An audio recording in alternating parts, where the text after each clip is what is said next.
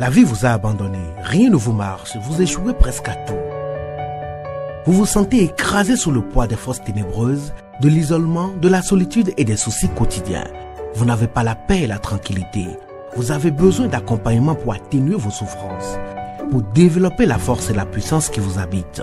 Suivez tous les matins Maître Maoulian Justin Dongbaoundé, grand initié aux lois et secrets de la vie. Avec Maître Maoulian Justin Dongbaoundé, vous allez abandonner vos solutions individualistes, source de vos malheurs et de vos errements.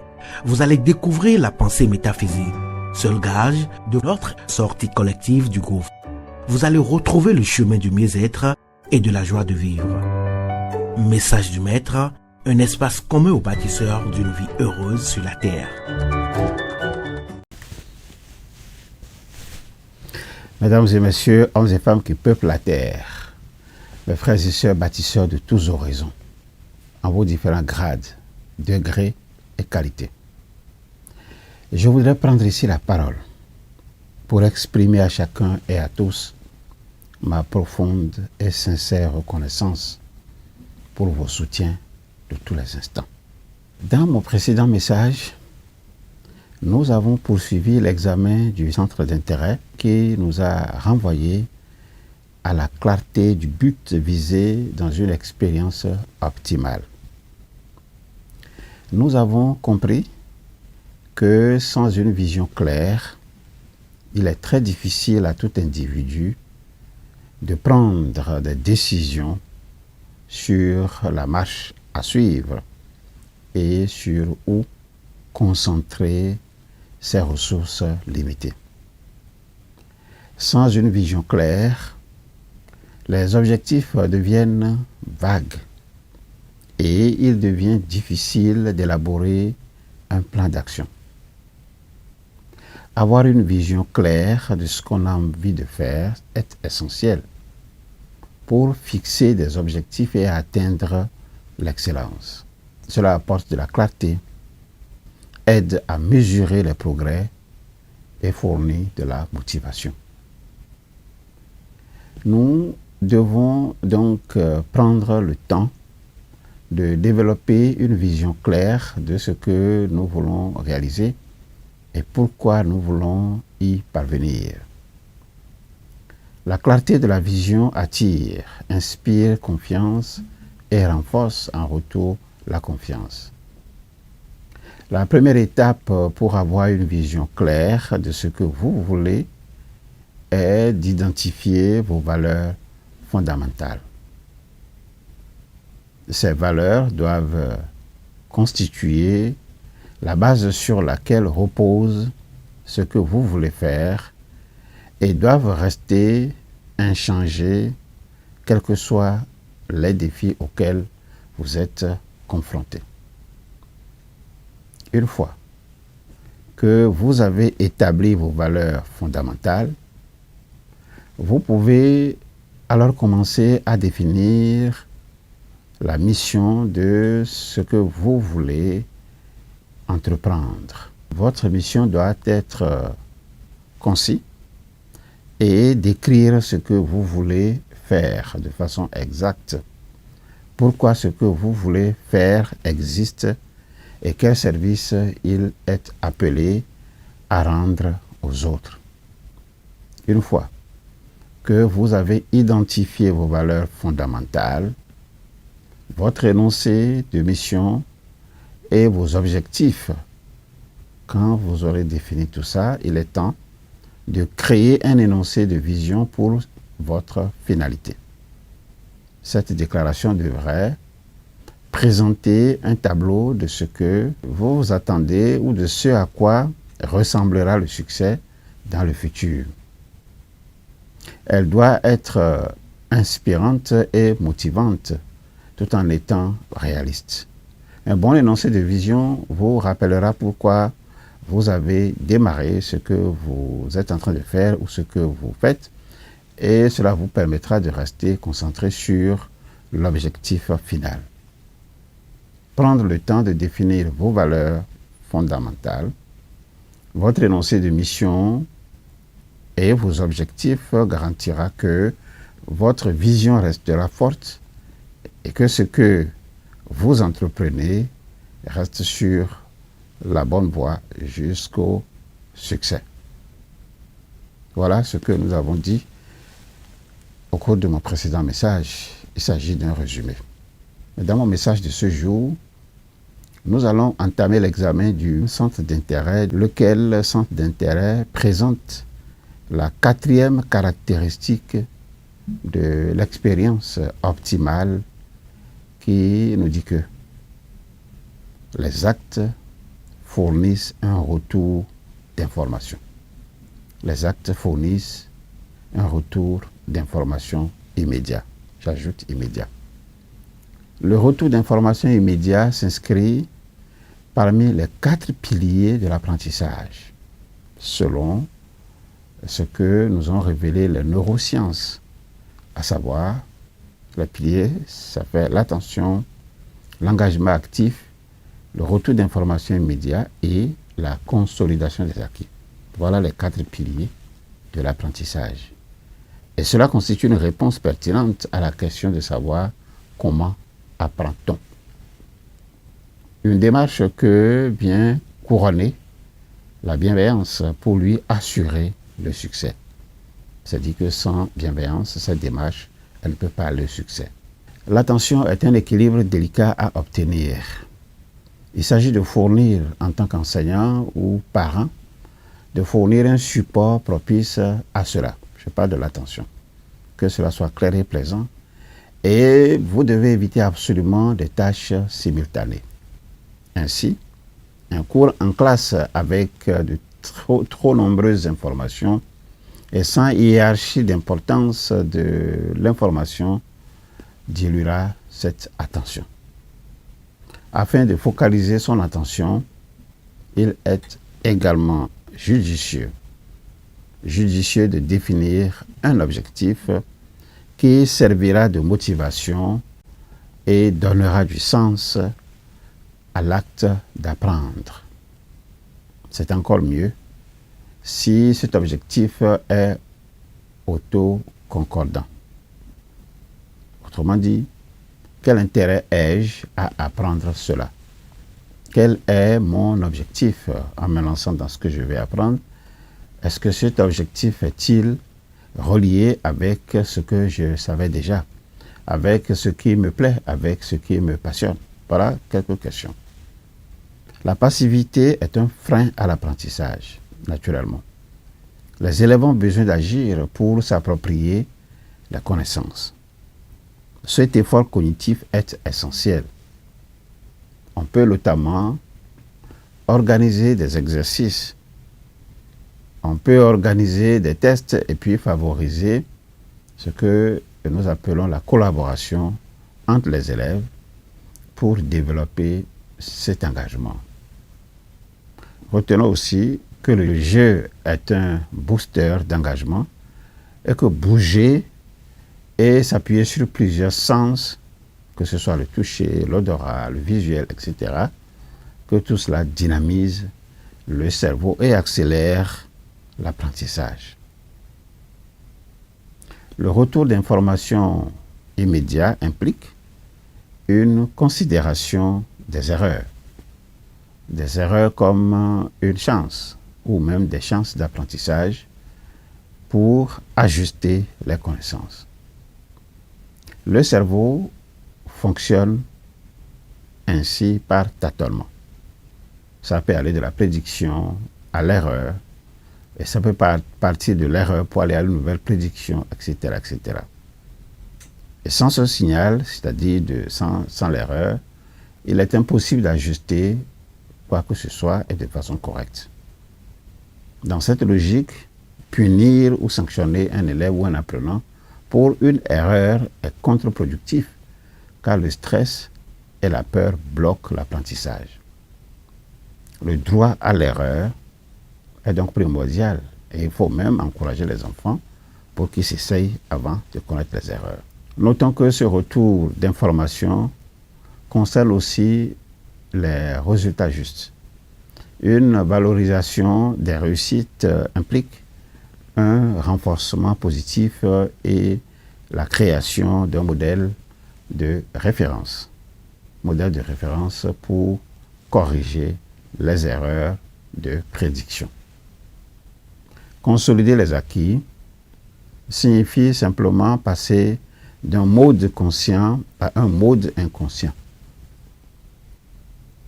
Quand nous découvrons un sujet à apprendre, nous explorons et nous réfléchissons consciemment.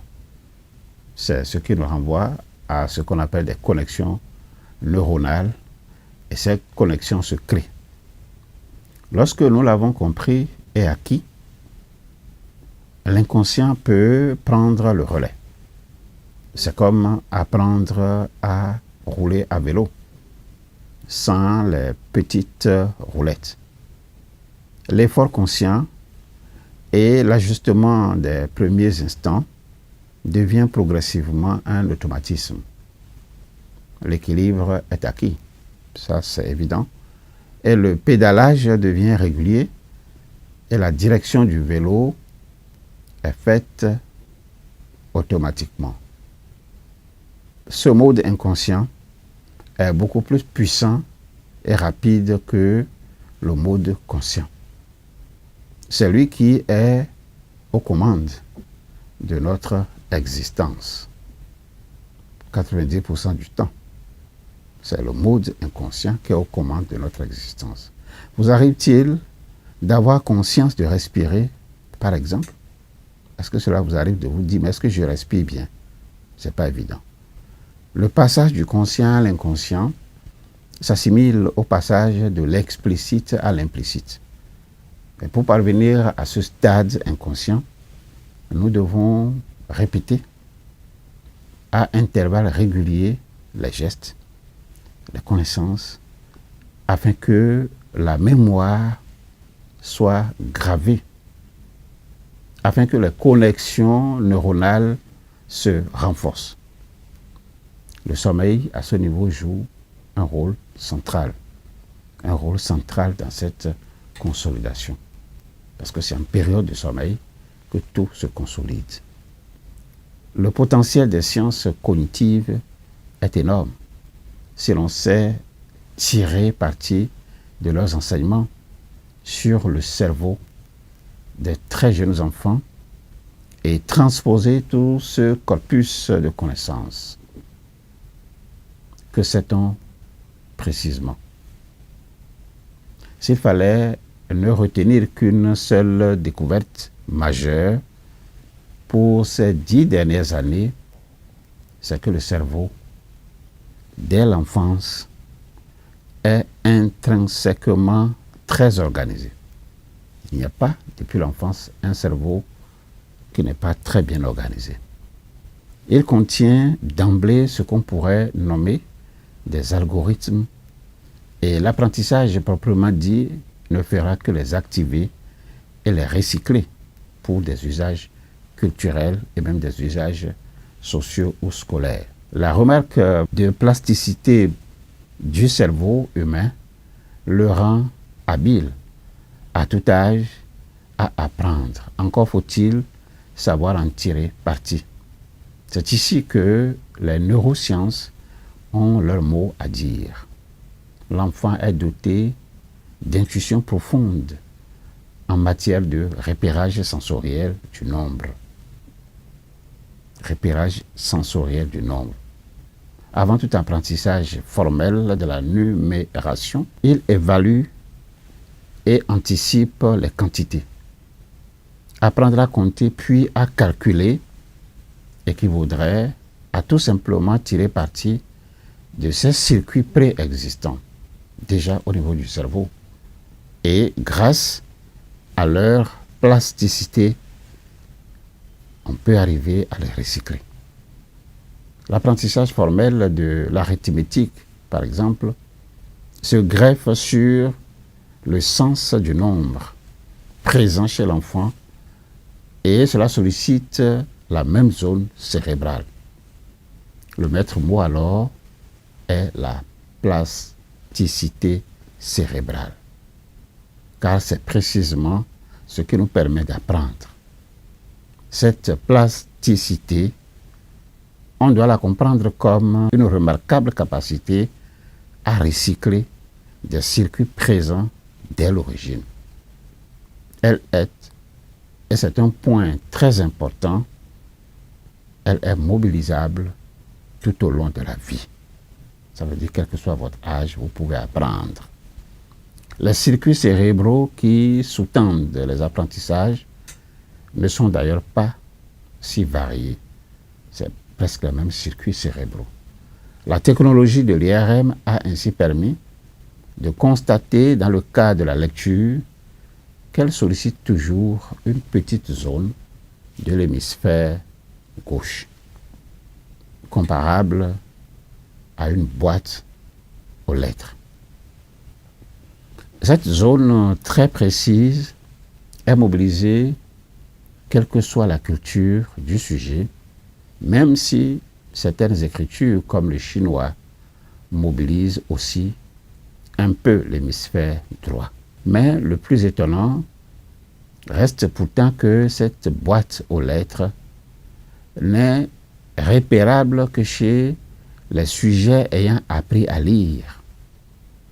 On a récemment pu scanner par IRM des illettrés complets à qui l'on présentait des mots écrits et la zone en question n'a manifesté qu'une activité minimale.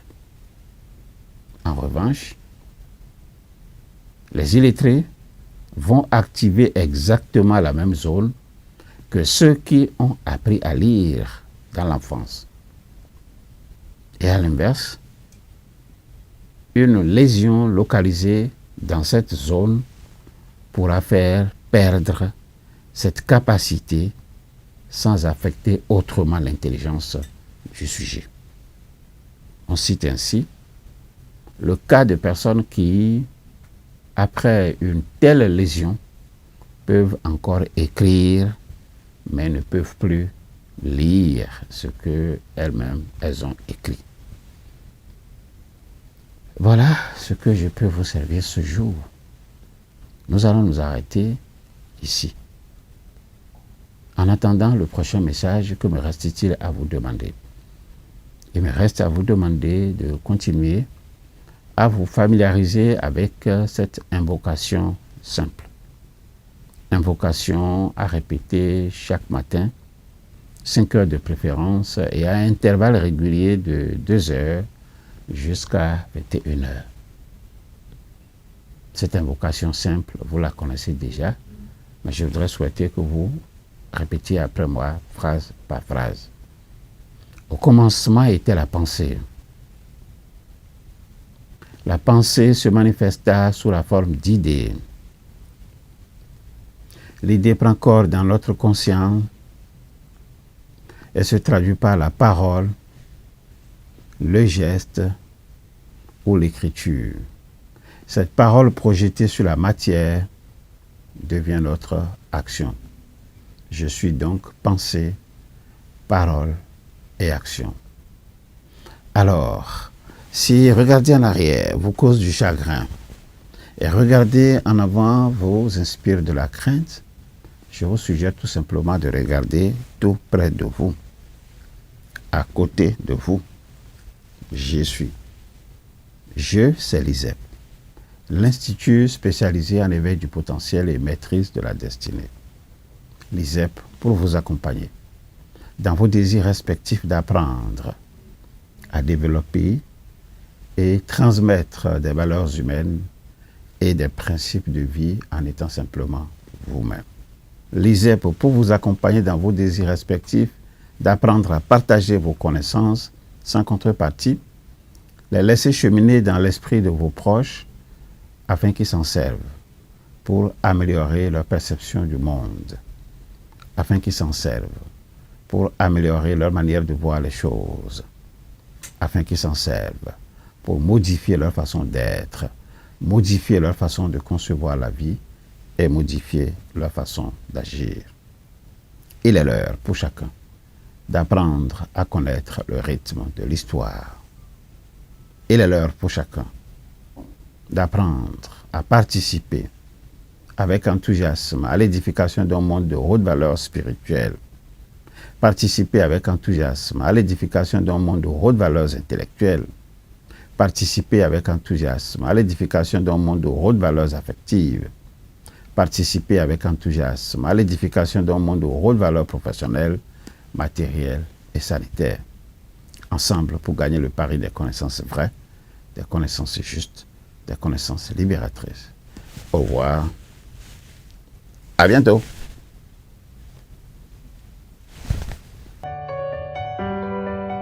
La vie vous a abandonné, rien ne vous marche, vous échouez presque à tout. Vous vous sentez écrasé sous le poids des forces ténébreuses, de l'isolement, de la solitude et des soucis quotidiens. Vous n'avez pas la paix et la tranquillité. Vous avez besoin d'accompagnement pour atténuer vos souffrances, pour développer la force et la puissance qui vous habitent. Suivez tous les matins Maître Maoulian Justin Dongbaoundé, grand initié aux lois et secrets de la vie. Avec Maître Maoulian Justin Dongbaoundé, vous allez abandonner vos solutions individualistes, source de vos malheurs et de vos errements. Vous allez découvrir la pensée métaphysique, seul gage de notre sortie collective du gouffre. Vous allez retrouver le chemin du mieux-être et de la joie de vivre. Message du Maître, un espace commun aux bâtisseurs d'une vie heureuse sur la terre.